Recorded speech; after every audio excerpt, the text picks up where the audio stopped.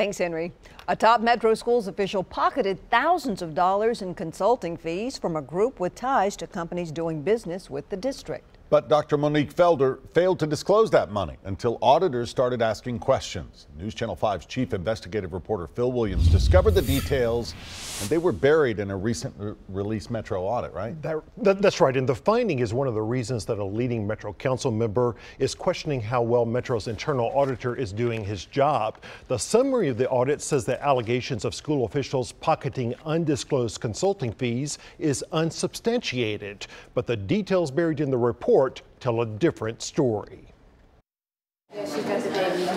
Dr. Monique Felder is the district's chief academic officer, the person that schools director Dr. Sean Joseph brought with him from Maryland to head up instruction for the city's 86,000 students. In January 2018, Felder filed this disclosure in which she was asked to list all sources of your income for the preceding calendar year. Felder listed none. In fact, the audit says Felder had actually pocketed $4,000 in just 2017 from the Education Research and Development Institute.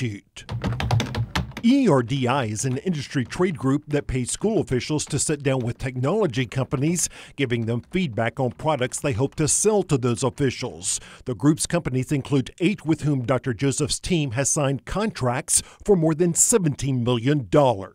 ERDI's sole purpose is to act as a middleman between school districts and ed vendors. Back in June, school board member Amy Frog publicly questioned the administration's ties to ERDI and the potential conflicts of interest. But Joseph insisted everything had been properly disclosed. Legal did clarify that it was not an issue, any ethics issues or problems.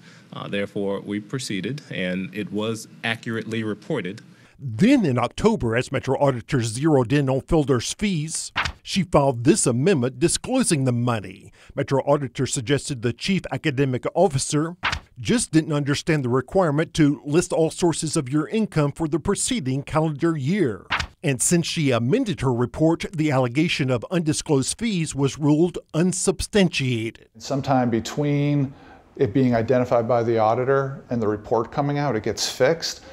That shouldn't be unsubstantiated. That should be called substantiated. It happened, it got fixed only because the auditor pointed it out. Metro Council member Bob Mendez serves on the committee that oversees the Metro auditor. He says the school's audit may reflect an unfortunate trend he's seen where the Metro auditor seems to want to avoid controversy. A lot of times with investigations that happen in government, there is a desire by some to check the box, say we looked into it, we fixed it, and move on, and that's not necessarily what's best for the city. Back in Maryland, one of Dr. Joseph's mentors, Baltimore County Superintendent Dallas Dance, and his successor, Berletta White, stirred up controversy when it was revealed that they had failed to disclose fees received from ERDI.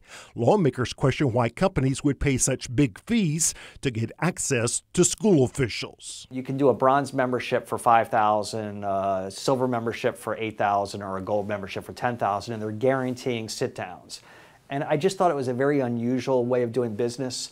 It didn't pass the smell test to me. One of the ERDI companies is Performance Matters. Metro Schools now admits it broke the law in 2016 when it gave the company $1 million no-bid contract. This aggravates me beyond your wildest dreams. Steve Glover chairs the Metro Council's Education Committee. He said that while Joseph and his team may want to spin the audit as good news, the details buried inside that report raise serious questions. The crazy thing about facts is exactly that.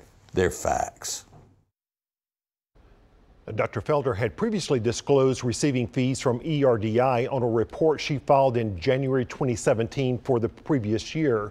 But Metro Schools never gave us an explanation why she didn't understand that same report or did not report it on that same report a year later.